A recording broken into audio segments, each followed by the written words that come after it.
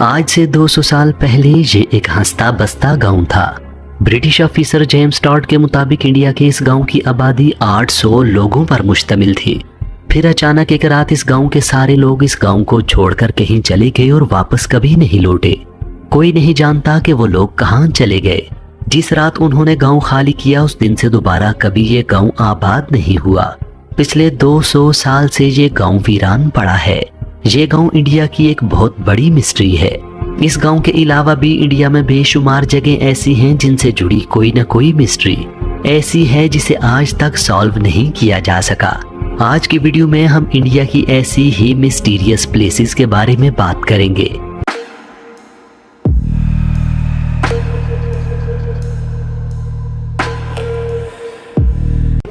Number 1, Kuldhara, Rajasthan. India का ये वीरान गांव इंडियन स्टेट राजस्थान में वाक़ है और इसका नाम है कुलधरा। इस गांव में आज भी अंधेरा होने के बाद जाने की इजाज़त नहीं है क्योंकि माना जाता है कि ये गांव हॉन्टेड है। इस वजह से कुलधरा गांव एक दूसरे नाम द विलेज ऑफ गोस्ट के नाम से भी मशहूर है। इस गांव में चाहे कोई रात को जाए या दोपहर में या फिर सुबह, किसी भी वक्त वहां जाया जाए, खौफ के साए वहां मंडलाते रहते हैं। ये वीरान गांव हमेशा से वीरान नहीं था। 200 साल पहले इस गांव में 200 फैमिलीज रहती थी। ये लोग उस दौर में हंसी खुशी अपनी जिंदगी गुजार रहे थे। मकामी रिवायत के मुताबिक ये गांव उस वक्त रियासत का सबसे खुशहाल गांव था और यहाँ से सबसे ज्यादा रेवेन्यू आता था। लेकिन बाद में यहाँ कुछ ऐसा हुआ कि पूरा बसा बसाया गांव, इसमें रहने वाला हर शख्स, हर इंसान एक ही रात में गायब हो गया। अभी तक पता नहीं चल सका कि एक पूरे का पूरा गांव कहाँ चला गया। अगर ये मान लिया जाए कि ये लोग गांव छोड़कर किसी और जगह माइग्रेट कर गए, तो राजस्थान जैसी जगह में जब इतने सारे लोग निकले होंगे तो किसी ने तो उन्हें जाते हुए देखा होगा। आखिरकार वो लोग अपने साजो सामान के साथ, तैयारी के साथ गए होंगे, अपने खाने पीने की चीजें साथ लेकर गए होंगे। लेकिन वो लोग किसी तैयारी के साथ नहीं गए। लोगों ने जो खाना पकने के लिए चढ़ाया था वो सुबह जला हुआ मिला। पकता खाना छोड़कर एक पूरा गांव कहाँ गायब हो गया, ये राज आज तक किसी को मालूम नहीं हो सका। नंबर 2, रूपकुंड, उत्तराखंड। कुलधरा से 952 किलोमीटर नॉर्थ ईस्ट में उत्तराखंड के अंदर एक झील पाई जाती है जिसे रूपकुंड कहा जाता है। ये झील सी लेवल से तकरीबन 5000 मीटर ऊपर पहाड़ों के बीच में पाई जाती है। इस झील के इर्द गिर्द का इलाका मुकम्मल तौर पर गैर आबाद है। इस झील का पानी जब कम होता है तो उसके किनारे से कई सौ इंसानों की हड्डियां निकलती हैं। इस झील को इन हड्डियों और ढांचों की वजह से द लेक ऑफ स्केलेटन्स भी कहा जाता है। ये एक बहुत बड़ी मिस्ट्री है कि ये हड्डियां किन लोगों की हैं, वो लोग इस गैर आबाद जगह पर क्यों आए थे और उन सब की मौत की क्या वजह बनी थी। इस लेक को साल 1941 में दरियाफ्त किया गया था। इसकी मिस्ट्री को एक्सप्लेन करने के लिए बहुत सारी थ्योरीज पेश की गई हैं। इनमें से एक थ्योरी के मुताबिक पॉसिबली वर्ल्ड वॉर 2 के दौरान जापानीज सोल्जर का कोई ग्रुप यहाँ आया होगा जो सर्दी बर्दाश्त ना करने की वजह से हलाक हो गया होगा। लेकिन ये थ्योरी पेश होने के कुछ अरसा बाद ही गलत करार दे दी गई क्योंकि इन्वेस्टिगेशन से पता चला कि ये स्केलेटन्स वर्ल्ड वॉर 2 से बहुत ज्यादा पुराने हैं। साल 2004 में यूरोपियन और इंडियन साइंटिस्ट ने इन हड्डियों की कार्बन डेटिंग की तो पता चला कि इन हड्डियों का ताल्लुक साल 1850 ईस्वी से है। रीसेंट रिसर्च के मुताबिक इस लेक की इंसानी हड्डियां 2 मुख्तलिफ इंसानी ग्रुप्स की हैं और उनकी मौत के दरमियान 1000 साल का फर्क है। इसका मतलब ये है कि यहाँ एक नहीं बल्कि 2 हादसे हुए थे। इंटरेस्टिंग बात यह है कि यहाँ पर कोई हथियार नहीं पाया गया।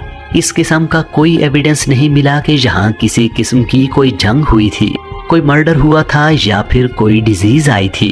इन स्केलेटन्स के पीछे असल सच्चाई क्या है, ये सच्चाई आज भी एक मिस्ट्री है। नंबर 3, कैलाश पर्वत। रूपकुंड पहाड़ी झील की तरह एक पहाड़ भी बहुत पुरस्कार है जो हिमालय के पहाड़ी सिलसिले में पाया जाता है। इस पहाड़ को कैलाश पर्वत के नाम से जाना जाता है।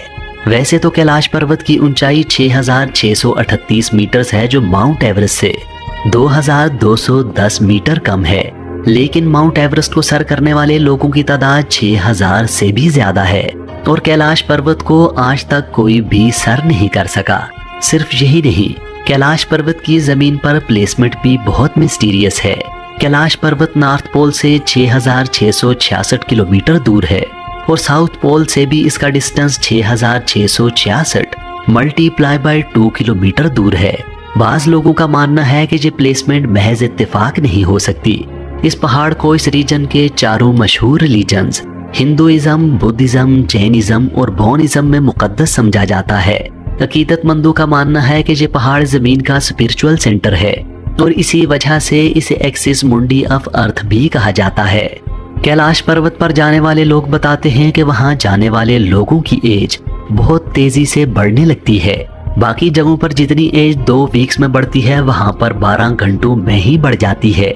जिन ट्रैकर्स ने वहां पर 12 घंटे गुजारे हैं, उनका कहना है कि इस दौरान उनके नाखून और बाल कई गुना तेजी से बड़े हो गए। 1999 में रशियन साइंटिस्ट अर्नस्ट मुल्दाशेव कैलाश पर्वत की मिस्ट्री को जांचने के लिए अपनी टीम के हमरा कैलाश पर्वत गए। उन्होंने दावा किया कि कैलाश पर्वत की बनावट ऐसी है कि ये एक कुदरती पहाड़ नहीं बल्कि एक मैन मेड पिरामिड है। इस पहाड़ के इर्द गिर्द और भी बहुत से छोटे मोटे पिरामिड्स पाए जाते हैं जिनका कनेक्शन इजिप्ट में गिजा के पिरामिड से भी है।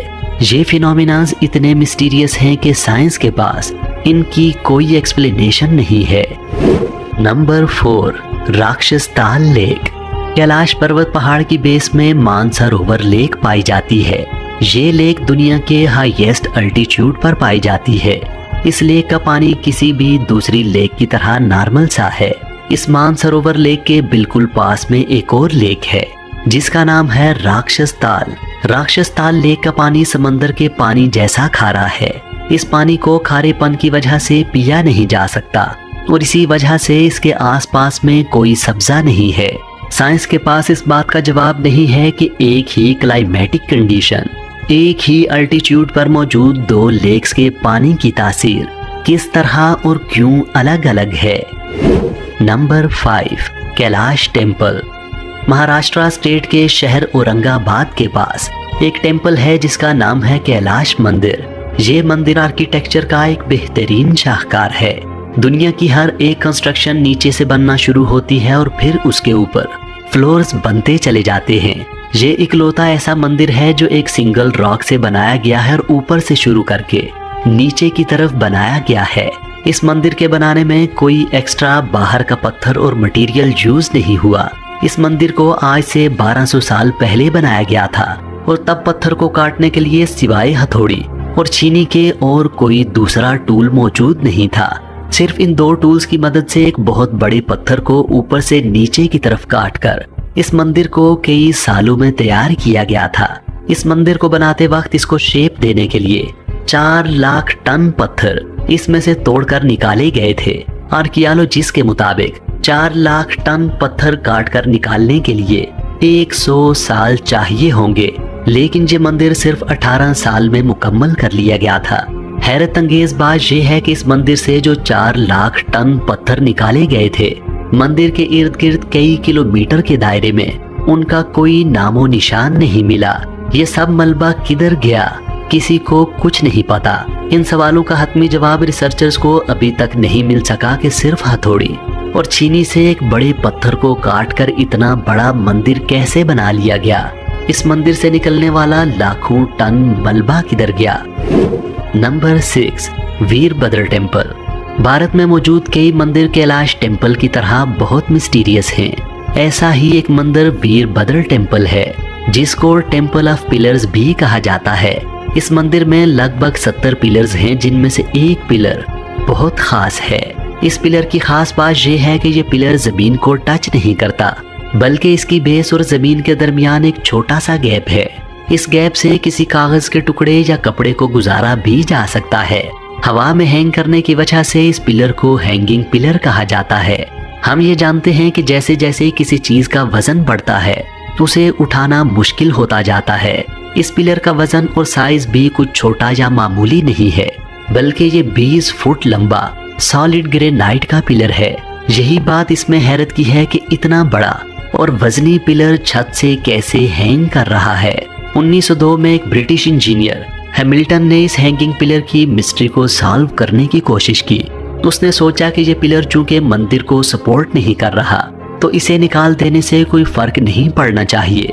चुनांचे उसने इस पिलर को इस मंदिर से निकालने की कोशिश की, लेकिन इसी कोशिश में मंदिर की छत में क्रैक्स आने लगे। उसने फौरी तौर पर अपनी इन्वेस्टिगेशन रोक दी और हैंगिंग पिलर की मिस्ट्री एक मिस्ट्री ही रह गई। हैंगिंग पिलर जब मंदिर को सपोर्ट नहीं कर रहा तो इसे मंदिर में रखा क्यों गया है? इसके हटाने से मंदिर की छत में क्रैक्स क्यों आने लगते हैं? आर्किटेक्ट्स के पास, मॉडर्न इंजीनियरिंग के पास इसका फिलहाल कोई सेटिस्फैक्टरी आंसर नहीं है। नाजरीन, मुझे उम्मीद है कि आज की ये वीडियो आपको पसंद आई होगी। अपने तासुरात से आगाह करने के लिए नीचे कमेंट सेक्शन में अपनी राय का इजहार जरूर कीजिए।